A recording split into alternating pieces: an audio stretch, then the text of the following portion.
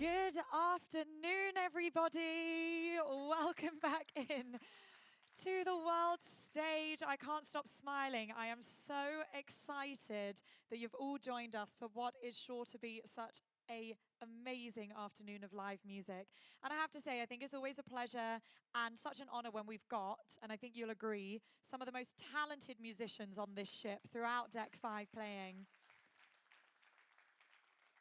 And even more so when they really want to kind of bring themselves into the creative sphere of making a show to be able to show their talents to you, put them on this world stage, which is a wonderful platform, and hopefully help them elevate into the next stages of their career as well. So what is so special once again about this afternoon is this is a show that our next performer has created herself for you. So without further ado, you've seen her playing over with Vivace, but this afternoon she is going solo. Please welcome to the stage your wonderful pianist, Victoire.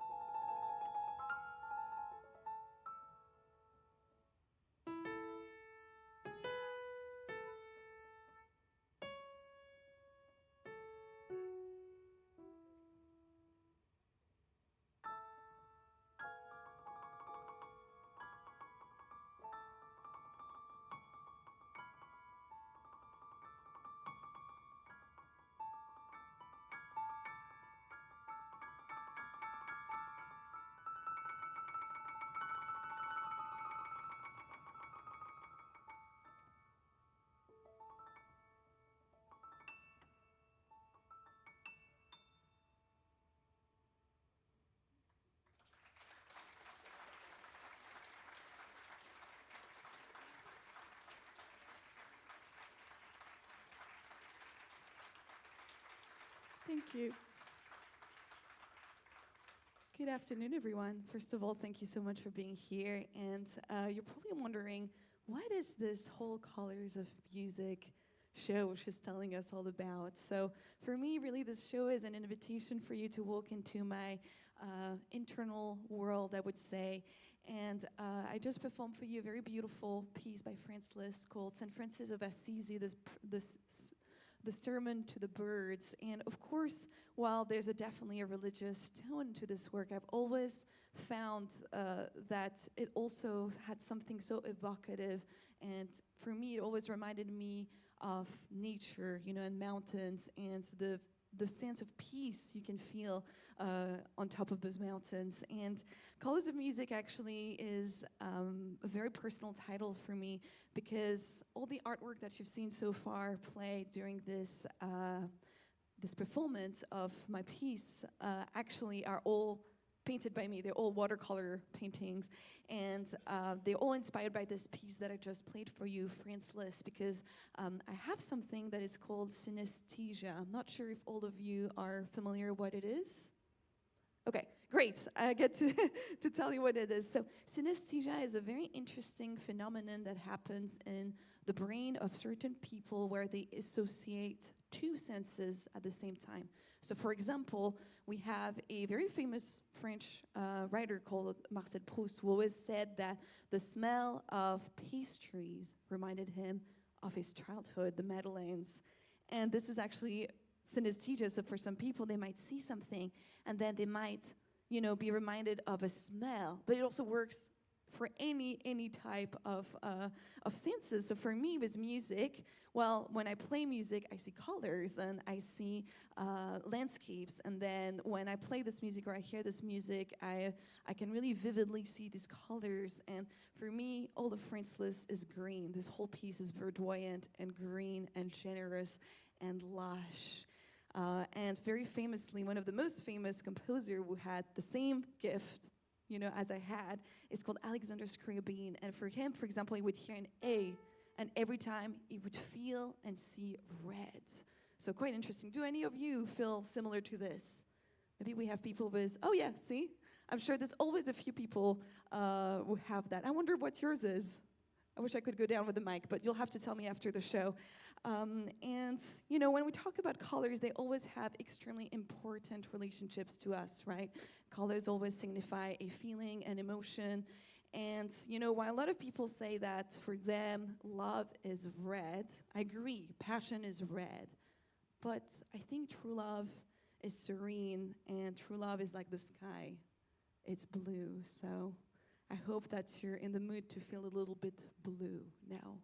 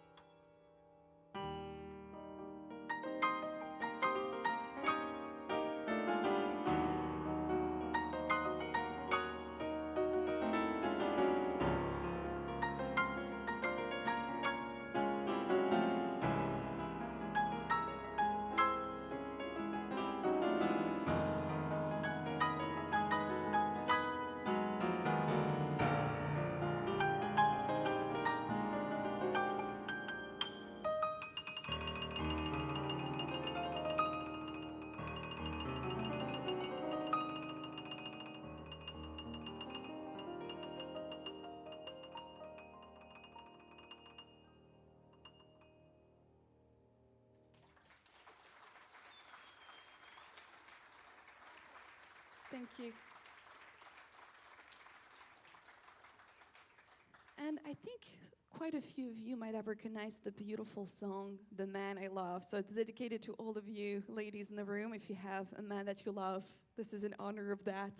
I think it's such a beautiful, beautiful song. Of course, originally by Gershwin, but it's been covered by so many wonderful artists, up to Amy Winehouse as well, which has a great version. And then even this pop artist you might have heard about called Ray, and she covers actually a lot of old standards that she makes new. And of course, love, blue, darkness. What does it call? The moon. And I'm going to perform you next a piece that I have to, because I'm French, you see. So of course, I'm French, I have to represent something from my country already. Many of you struggle enough with my name, Victoire. It's not Victoria, it's not Victory, it's not Victor, which I understand. I don't think my parents thought I would have an international career when they named me. They saw the baby. They were not thinking she's going to travel all around the world and then everyone will be confused with her name. So I thought I'd bring some little pieces of home with me to share with you. And being from France, I have to share the very beautiful Clair de Lune. And Clair de Lune, actually, I think I've already shared this story before, but nearly never saw the light of day. Because Claude Debussy, when he composed it, was very, very young. And he was very harsh with himself. He was mean to everyone else as a critic. But as I always say, he was at least consistent. So he was mean to himself as well. So that's okay. And he actually left that piece in a drawer and forgot about it for 20, 30 years until his publisher in the 1910s found it and really, really encouraged him to publish it. And we are so lucky to have it. And of course, when I think Clair de Lune, maybe it's a little cliche, but of course I see the beautiful light reflecting on the waters. And also, if you don't know the piece, if you watch Twilight, maybe you know it from Twilight, because it's the vampire Edward's favorite song. At least he had great taste, I guess, in music.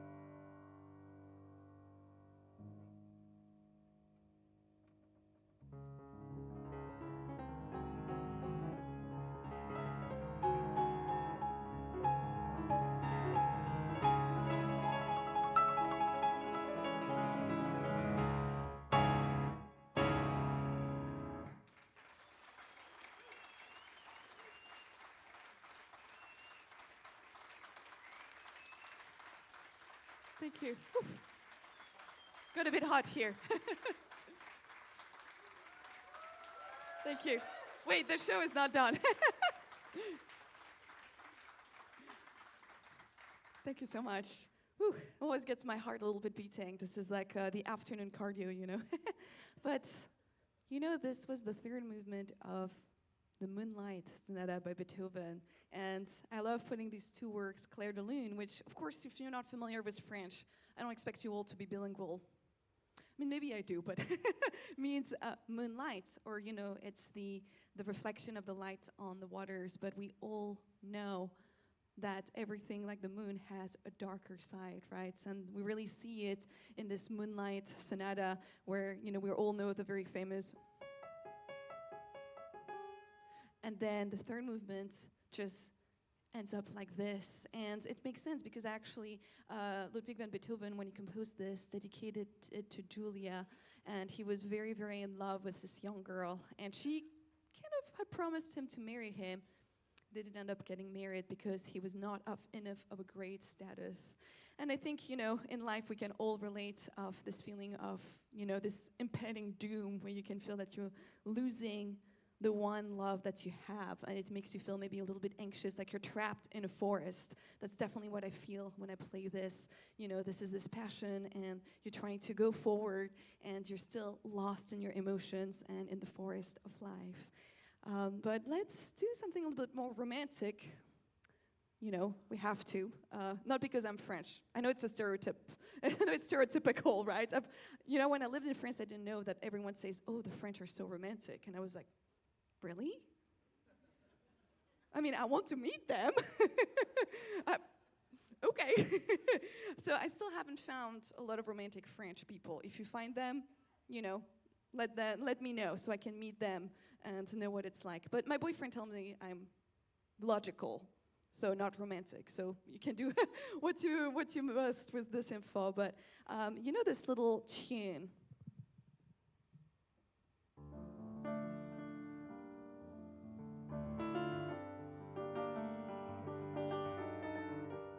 Of course, Besame Mucho, right? But did you know, actually, of course, it's been covered by so many greats. There's even an Andrea Bocelli version of it that I just discovered recently. But actually, the music was composed by a very, very young woman in 1932 called Consuelo Velázquez. She was a Mexican prodigy at the piano, and she had studied her whole life music, and she was well known to be incredibly gifted at composing and piano. And she was inspired to compose this because she was growing up in a very strict family, and her parents did not allow her to even imagine she could kiss a boy. So when she saw people kissing in the park, she was scandalized, but curious, but inspired. You know, we all have these feelings, right, when we're young people. And funnily enough, what a lot of people don't know is because she was such a talented, incredible pianist, she was actually inspired by another composer's piece about love, who is a classical composer I'd like to share with you. So this will be a little medley of Besame Mucho and a work by Enrique Granados called La Maja y el Ruiseñor, which means the young lady and the nightingale, and both are beautiful love songs. So I hope you'll enjoy this.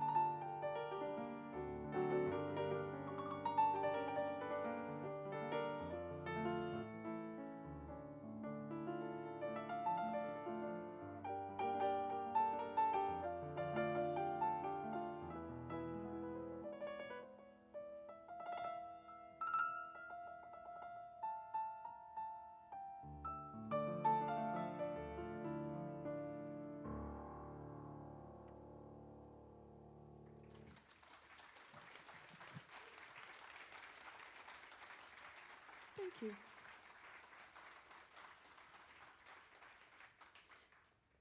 So I have a question for you. I think it's a little quiz. So the people who come often to our concerts in the Explorer Lounge can't cheat.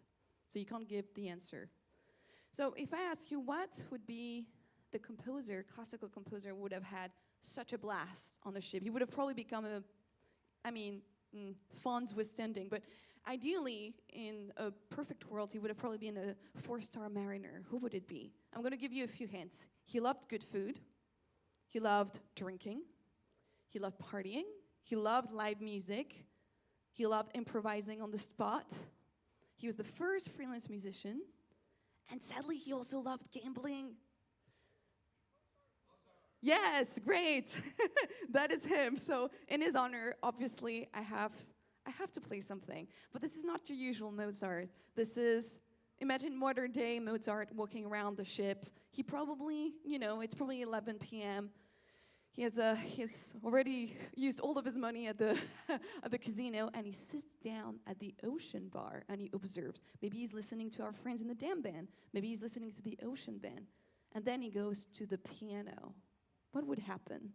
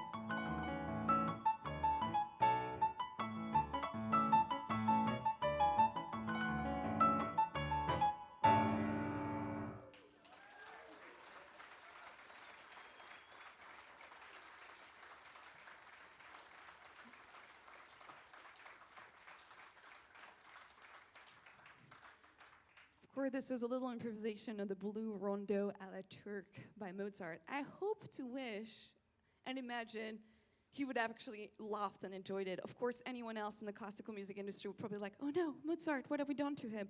But, but knowing his sense of humor, I want to think that he's probably over there somewhere just laughing, hopefully. Otherwise, I don't want to have a curse that he sends me. That would be terrifying. And next, we're slowly reaching, the end of the show. Thank you so much for being here. I have a few more things to share with you in the meantime. And the next one is a very beautiful song. And actually, this is the first time I think anyone on this ship ever will hear me sing. And of course, I'm not a professional singer. this is not what I pretend to be. But this is such a beautiful song. It means a lot to me because this is called Autumn Leaves. A lot of people know it, of course, in the US because it's become such a jazz standard, from Nat King Cole covering it and Bill Evans. But originally it was a beautiful song that was written just after World War II in France called Les Feuilles Mortes, literal translation. And my grandfather actually used to sing this song, and he used to sing it to my grandma. I never really saw them have a lot of, they were not PDA people at all. But it was very sweet to sometimes catch him sing this, and she would play at the piano. And yeah, I wanted to share this very beautiful memory with you. I hope you enjoy.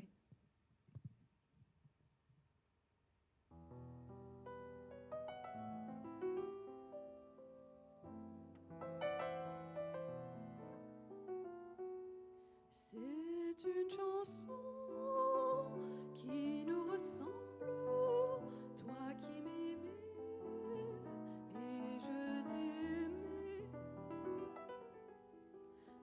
Nous vivions tous les deux ensemble, toi qui m'aimais, moi qui t'aimais.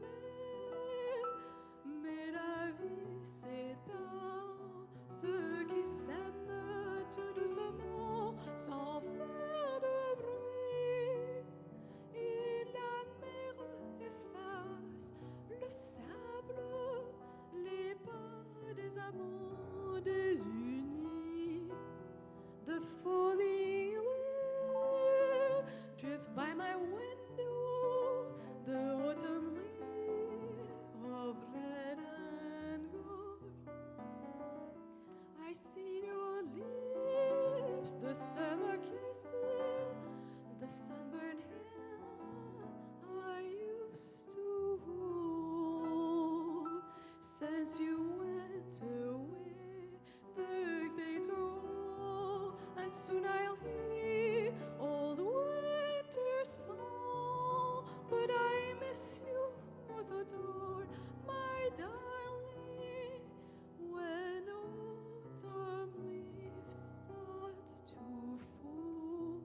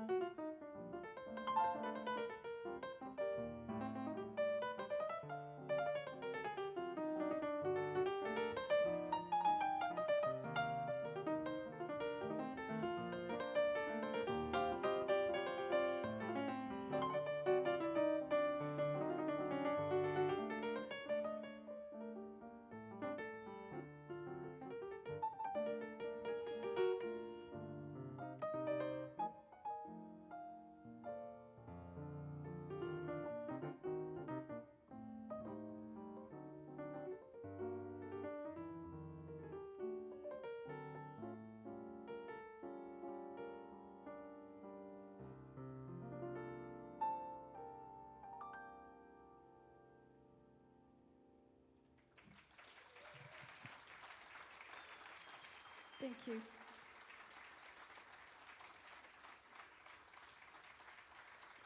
Thank you so much for being here today. And I hope you enjoyed this performance, this little rendition of Autumn Leaves. As I said, it means a lot to me. It's a beautiful family tradition that I think, hearing it also inspired me to find many, many different creative ways to express myself in life. And, through listening to me perform and maybe seeing some of my paintings and works, I hope it really inspires you to always find a little nugget of creativeness out there in life, because I think we're all capable of, creating. And It's of course it's a very hot topic nowadays with AI. We always feel like we're going to be replaced, right? But I really do think that just even the act of living itself can be artistic, right? Like every day we wake up and we decide what we want to put out in the world. And I think that's something, that I really take home with me every day when I paint, when I play music, when I listen to music, when I compose. And I hope I can encourage you to do the same in whatever field, in whatever way you feel comfortable doing it. And thank you so much for being here. That means so much to me, seeing all your faces. And I have a couple of other things I need to do before I play It Gets Crazy and I forget. I mean, I don't forget them, they're all in my heart. But I would like first to thank all the tech team that has been so patient with me with all my questions, that has spent a lot of time with me figuring everything out. And I would like to thank, of course, we have Lebo for sound. Can we have a round of applause for Lebo? Woo! Can we have a round of applause for Raymond as well? Raymond, who really helped me a lot. Thank you so much, Raymond. Can we have a round of applause to, I don't see Jones, I don't see Kobe, and I don't see Michael or John, but they're somewhere in the back. Can we also have a round of applause for all of them?